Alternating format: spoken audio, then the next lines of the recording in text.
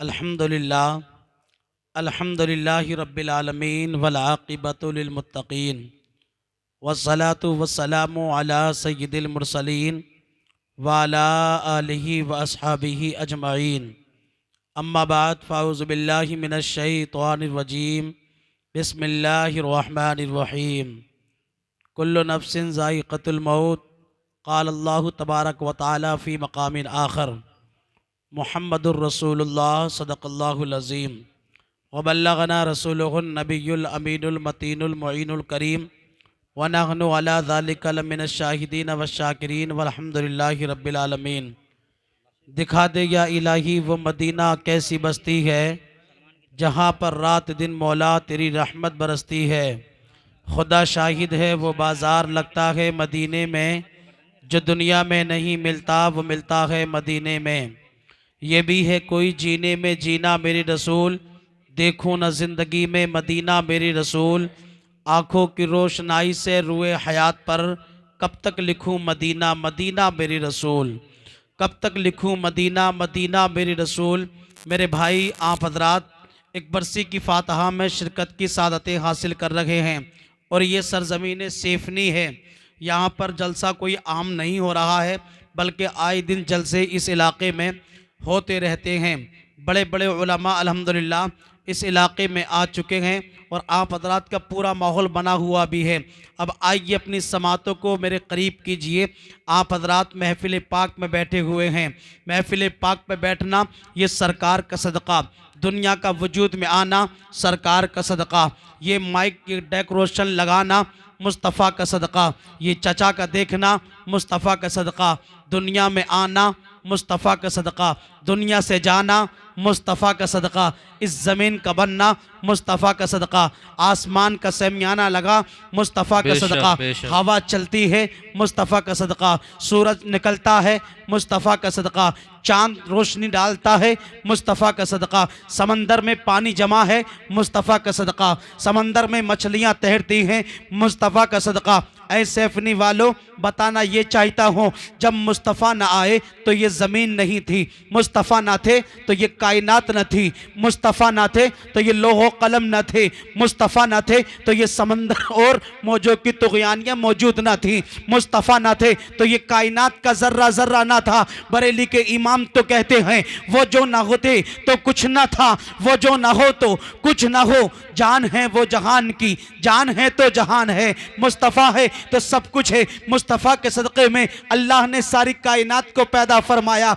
आइए मुसलमानों, आप महफिल पाक में बैठते हैं और बैठने के बाद सुबहान अल्लाह और या रसूलुल्लाह की सदाएं बुलंद करते हैं। मुझे अपनी तकरीर को मिस नहीं करना है। आप हजरात अपनी समातों को मेरे बिल्कुल करीब कीजिए, इसलिए कि ज़्यादा वक्त मुझे लेना नहीं है। बहुत कम वक्त में अपनी बात को आप हजरात के पाकीज़ा समातों के हवाले उतारना है।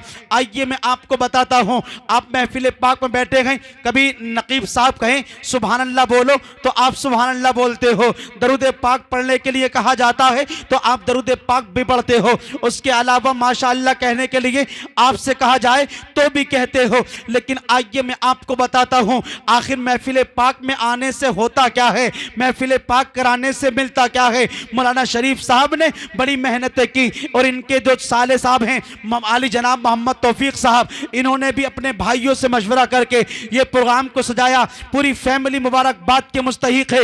आइए महफिल पाक से मिलता क्या है, दरूद पाक से मिलता क्या है। मैं आप हजरात के पाकीज़ा समातों के हवाले तिरमिज़ी का एक चैप्टर खोलता हूँ। पैगंबर इस्लाम इरशाद फरमाते हैं तिरमिज़ी शरीफ के अंदर, इन्ना बिमक्कत हजरन काना युसल्लिम अलैया लयालिन इन्नी लारिफुल आन। मुस्तफ़ा करीम पैदा हुए मक्के में। आप हजरात सब जानते हैं मुस्तफ़ा पैदा हुए मक्के में। जोर से बोले कहाँ पैदा हुए?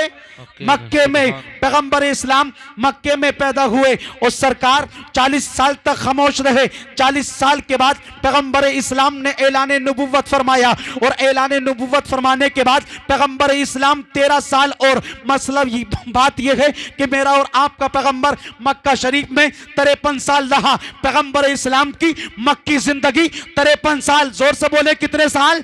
53 साल पैगंबर इस्लाम मक्के में पैदा, मक्के में ऐलान नबुव्वत 40 साल की उम्र में, और 40 साल की उम्र के बाद पैगंबर इस्लाम 13 साल, और मतलब यह है कि मक्की जिंदगी सरकार की 53 साल। उसके बाद पैगंबर इस्लाम ने हिजरत करके मदीना पहुंचे। अब मदीने में जिस तरीके से आप तकरीर सुन रहे हैं, मौलाना मकबूल ने कलाम पढ़ा, आपने समाअत किया, स्टेज से निजामत हुई, आपने समाअत की। मैं कहना चाहता हूं, एक वक्त आया मक्के में, जब मक्के से मुस्तफा मदीना पहुंचे तो पैगंबर इस्लाम इसी तरीके से जैसे आप बैठे हैं, पैगंबर इस्लाम भी अपने गुलामों में बैठे हुए हैं। अब जरा दिल की तख्ती पे हाथ रख करके मंजरी को बताएं, सुलेमान मंजरी की जबानी से नबी का जिक्र सुनते हो, अच्छा लगता है कि नहीं लगता? हाँ हाँ, हम मस्जिद के इमाम से सुने नबी का जिक्र अच्छा लगता है, अपने घर के आलिम से सुने अच्छा लगता है, सैफनी के आलिम से सुने अच्छा लगता है, और आपके मुरादाबाद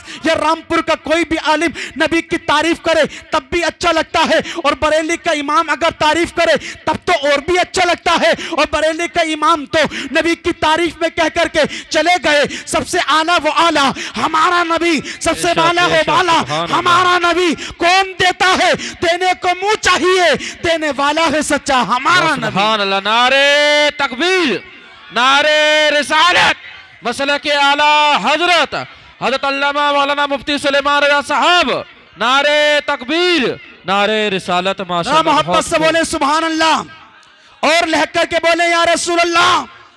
आका गुलामों में आप जैसे बैठे ऐसे ही गुलाम बैठे, आका तकरीर फरमा रहे हैं। अब तकरीर करते करते पैगंबर इस्लाम ने इरशाद फरमाया, इन्ना बिमक्कता हजरन काना युसल्लिम अलैया लयालिन इन्नी लारिफुल आन। ए गुलामों, बेशक एक पत्थर मक्के में था। अब आपने सुना आका कई साल पहले मक्के में थे, अब पैगंबर इस्लाम मक्का शरीफ की खबर अपने गुलामों को दे रहे हैं और इरशाद फरमाते हैं, ए गुलामों, एक पत्थर मक्के में था। आका ने आगे इरशाद फरमाया, काना युसल्लिम अलैया लयालिन, वो रात और दिन मुझ पे दरूद पाक पढ़ता था। पैगंबर इस्लाम फरमाते हैं, ऐ गुलामों, इन्नी लारिफुल आन, बेशक मैं उसको अब भी पहचानता हूं। अब सेफनी वालों, अपनी समातों को मंजरी के करीब कीजिए। पत्थर वो है जो देख नहीं पाता, चल नहीं पाता, बोल नहीं पाता, सुन नहीं सकता। आप देखिए ये दीवारें हैं, जहां पर लगा दिया पत्थर रुका हुआ है, लेकिन पैगंबर इस्लाम कहते हैं वो एक पत्थर मुझ पे रातों दिन दरूद पाक पढ़ता था। आका फरमाते हैं, इन्नी लारिफुल आन, बेशक मैं उसको अब भी पहचानता हूं। अब बात समझ में आ गई। जब पत्थर नबी पे दरूद पाक पढ़े तो पैगंबर इस्लाम उसको कई साल के बाद भी पहचानते हुए नजर आते हैं। हमें, मेरा तो विजदान कहता है, जब पत्थर को आका दरूद पाक पढ़ने की बुनियाद से पहचानते हुए नजर आते हैं, तो मेरा अकीदा है महफिल पाक सेफरी में बैठ करके गुलाम आका की बारगाह में दरूद पाक पढ़ेंगे तो मदीने वाले आका मदीने से पहचानते हुए भी और मैदान हश्र में हमारी बख्शिश करते हुए भी नजर आएंगे। सुभान अल्लाह। नारे तकबीर, नारे रिसालत, मसला के आला हजरत हजरत अल्लामा मौलाना मुफ्ती सुलेमान रजा साहब, नारे तकबीर, नारे रिसालत। माशाअल्लाह, बहुत खूब। हमारा तो अकीदा है और हम मानते भी हैं और हम कहते भी हैं कि हम यहां से पढ़ते हैं, मुस्तफा वहां से समाअत करते हैं। बच्चा हमारे घर का दरूद पाक यहां पढ़ता है, लेकिन मुस्तफा मदीने से सुनते हैं। और आगे बढ़े, हमारे घर का बच्चा चाहे वो रामपुर, शाहजहांपुर या इलाहाबाद, मुमताबाद या दुनिया के किसी खित्ते से पढ़े, मुस्तफा समाअत करते हैं। और जब नबी सुनते हैं, इसलिए तो ये सुन्नी जन्नती मुसलमान कभी तो नमाज फजर के बाद, कभी तो नमाज ज़ोहर के बाद, कभी तो नमाज मगरिब के बाद, और जब नबी सुनते हैं इसलिए तो ये सुन्नी जन्नती मुसलमान कभी तो नमाज ईशा के बाद, नया मकान बनाने के बाद, नई दुकान चालू करने के बाद, कारखाना बनाने के बाद, अपनी बस्ती से, अपने महल्ले से, अपने इलाके से, अपने गांव से, अपने सूबे से, अपने मुल्क से ये आका आला हजरत का दीवाना मचल मचल करके कहता है, काबे के बदरुद्दुजा तुम पे करोड़ों दुरूद, तौबा के शमसुद्दुहा तुम पे करोड़ों दुरूद, काम वो ले लीजिए तुमको जो राजी करे, ठीक हो नामे रजा तुम पे करोड़ों दुरूद। सुभान अल्लाह, बेशक बेशक, सुभान अल्लाह, माशाअल्लाह, बहुत खूब, सुभान अल्लाह। ठीक हो नामे रजा, जोर से बोले, तुम पे करोड़ों दुरूद, आला हजरत का सलाम। और जब नबी सुनते हैं इसलिए हम पढ़ते हैं मुस्तफ़ा जाने रहमत पे लाखों सलाम, शम्मे बज़ में हिदायत पे लाखों सलाम। पता चला हम यहाँ से पढ़ते हैं, मुस्तफ़ा वहाँ से सुनते हैं, इसलिए तो इमाम कहते हैं हम यहाँ से पुकारे वहाँ वो सुने, मुस्तफ़ा की समाअत पे लाखों सलाम। तो झूम करके दरूद पाक पढ़ के सुना दे, अल्लाहुम्मा सल्ली व सल्लिम अला सय्यिदिना व मौलाना मुहम्मद मुबारक वसल्लिम सल्लु अलैहि सलातु व सलाम अलैका या रसूल अल्लाह सल्लल्लाहु ताला अलैहि वसल्लम। जरा मोहब्बत से बोलें सुभान अल्लाह। वहाँ शरीफ साहब ने कई दिन से रास्ते में बेचारे कितनी मेहनत की, ऐसा दामाद मिलना कमाल की बात है। और ये बात सुन ले, दामाद दामाद ही होता है साहब, ये समझिए गांव की भाषा में इस तरीके से कह ले, पाए ना पाए नहीं होता है। अगर शराबी भी होगा तो एक्सेप्ट करना पड़ता है।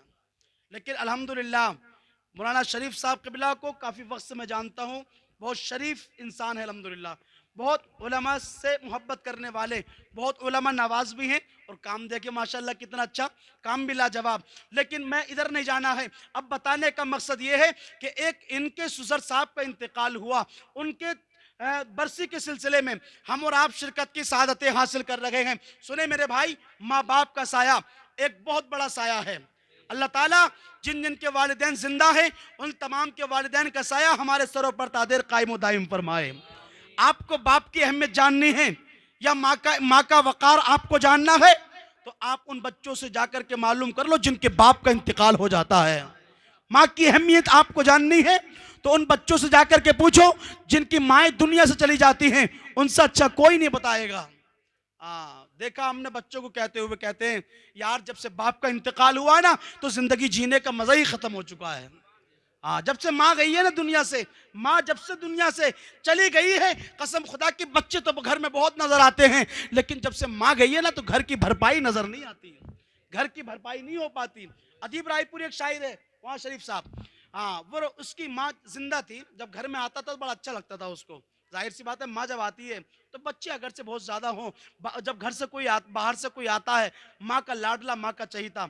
बहुत सारा आपने प्रैक्टिकल किया भी है, बच्चों की नज़र, बेटियों की नज़र, भाइयों की नज़र, बीवी की नज़र वो अलग तरीके से होती है, और माँ की नज़र जो पड़ती है ना आपकी जिस्मानियत पर पड़ती है।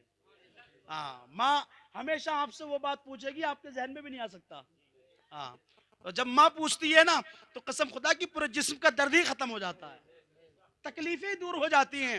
मैं कहता हूँ यार पीर की चौखट पे बाद में जाओ, उलमा के करीब बाद में पहुंचो, सबसे पहले अपने माँ बाप को राजी कर लो। बेशक बेशक, माँ बाप आपके राजी हैं। एक शायर कहता है अदीब रायपुरी, इसकी माँ का इंतकाल हुआ, जब वो घर से कभी कभी अंदर आया करता था ना, तो जब माँ सामने बैठी थी ना तो सारी थकन दूर हो जाया करती थी। अब माँ का इंतकाल हो गया, जब घर के अंदर एंट्री करता है तो उस मंजर को जो उसके ऊपर बीतती है बात, उसको उसने शायरी में पिरोया है। मुलाहिजा करें, कहता है कि मैं घर में सोचने बैठूं तो हैरानी नहीं जाती, परिंदे घर में हैं घर की वीरानी नहीं जाती, वो अक्सर ख्वाब में आकर मेरी हालत पर रोती है कि ज़ेरे खाक भी माँ की परेशानी नहीं जाती। बेशक सुभान, मिट्टी में तो जा चुकी है लेकिन परेशानी अब भी खत्म नहीं है। अब सुने, बाप का इंतकाल हुआ, मेरे मुसलमान भाइयों जिन जिन के वालिदैन जिंदा हैं उनकी कदर कर लो।